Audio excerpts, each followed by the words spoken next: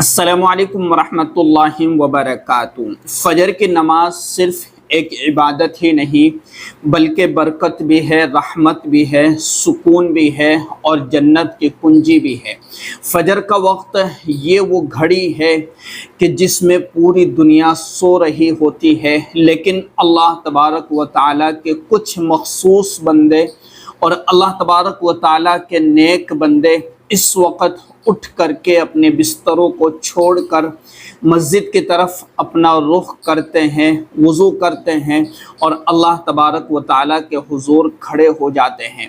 تو یہ صرف ایک عبادت ہی نہیں ہے بلکہ اپنی زندگی کو بدلنے کا اور اللہ تبارک و تعالیٰ سے براہ راست گفتگو کرنے کا اور اللہ تبارک و تعالیٰ سے برکتیں اور رحمتیں حاصل کرنے کا ایک بہترین ذریعہ اور عمل بھی ہے۔ آئیے آج ہم بات کریں گے نماز فجر کے تعلق سے اور اس کے فوائد کے تعلق سے کہ احادیث مبارکہ میں اس کی کیا کیا فضیلتیں آئی ہیں۔ تو 10 ایسی فضیلتیں جو فجر کی نماز کے تعلق سے ہیں اور ہم سب کو یاد ہونا چاہیے۔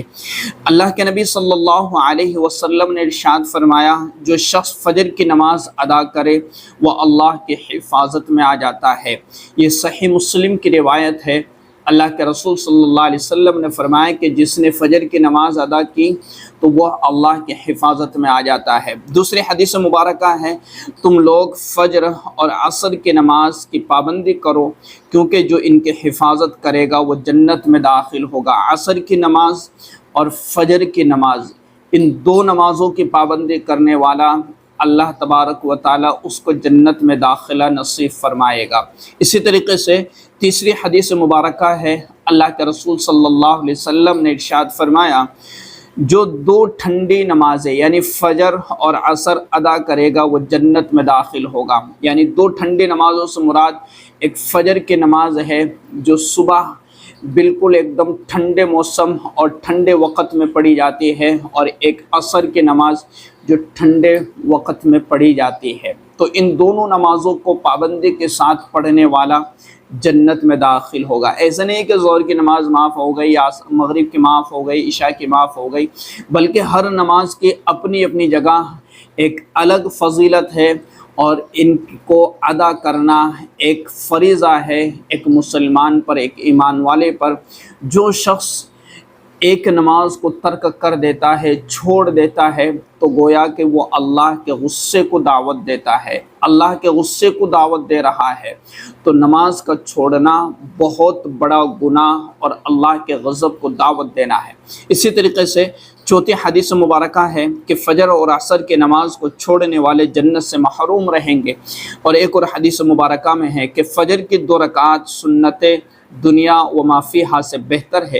یعنی فجر کی جو 2 رکعت سنتیں پڑھی جاتی ہے، دنیا اور دنیا کے اندر جو کچھ ہے، جتنی نعمتیں ہیں، ان تمام نعمتوں سے سب سے بہتر فجر سے پہلے کی جو 2 رکعتیں پڑھی جاتی ہے وہ ہے۔ تو کتنا خوش نصیب ہے وہ شخص کہ جو فجر کی 2 رکعت سنتیں پڑھتا ہے، پھر اس کے بعد 2 رکعت فرض ادا کرتا ہے۔ اللہ تبارک و تعالیٰ اس کو کیا فرما رہے ہیں کہ دنیا اور دنیا کے اندر جو کچھ ہے ان تمام سے بہتر کیا ہے؟ 2 رکعت سنتیں ادا کرنا، پھر فرض نماز ادا کرنا فجر کی۔ اسی طریقے سے چھٹی حدیث ہے کہ نبی اکرم صلی اللہ علیہ وسلم نے ارشاد فرمایا، جو شخص فجر کی نماز جماعت کے ساتھ ادا کرے وہ پوری رات قیام کرنے والے کے برابر ہے۔ قیام کرنے کا مطلب ہے پوری رات عبادت میں مصروف رہنا، پوری رات نمازوں میں مصروف رہنا، پوری رات نفل نمازیں پڑھتے رہنا۔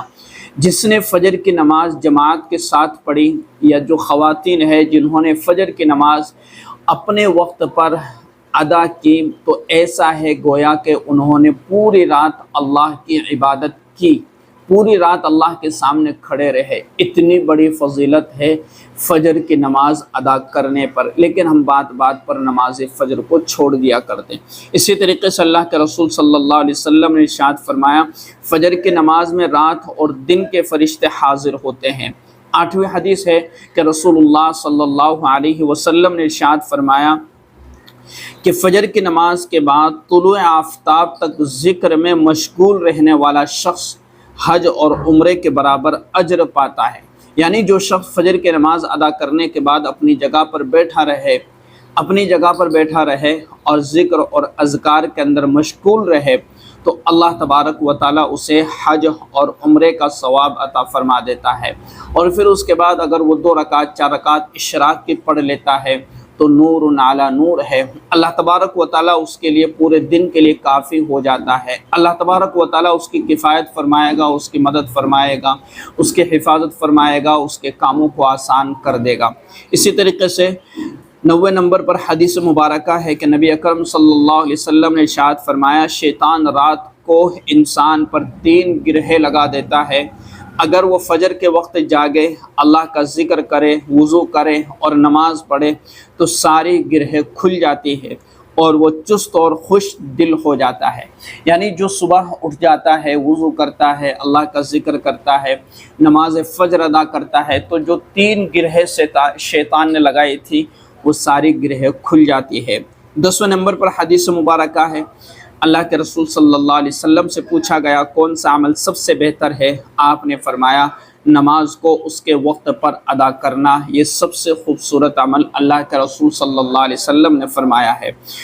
تو میرا عزیزو، نماز فجر ادا کرنے پر اور اسی طریقے سے نماز فجر کو پابندی کے ساتھ پڑھنے پر انسان کو بے شمار نعمتیں اللہ تبارک و تعالیٰ کی طرف سے حاصل ہوتی ہے اور اللہ تبارک و تعالیٰ بے شمار نعمتوں سے نواز دیتا ہے، جنت کا داخلہ نصیب فرما دیتا ہے۔ اسی طریقے سے نماز فجر پڑھنے کے کچھ فائدے جو انسان کو حاصل ہوتے ہیں کہ نماز فجر پڑھنے والا اللہ کی حفاظت میں آ جاتا ہے، دن بھر اس پر اللہ کی خاص نظر ہوتی ہے، اس کے چہرے پر نور ہوتا ہے اور اللہ اس کے دل کو ہدایت سے بھر دیتا ہے۔ اللہ تبارک و تعالیٰ فجر کے وقت رزق میں برکت رکھتا ہے، فجر پڑھنے والوں کو پاکیزہ رزق نصیب فرماتا ہے۔ جو شخص فجر کی نماز بجماعت پڑھتا ہے وہ پوری رات عبادت کرنے والے کی طرح اور عبادت کرنے والے کے برابر اجر پاتا ہے۔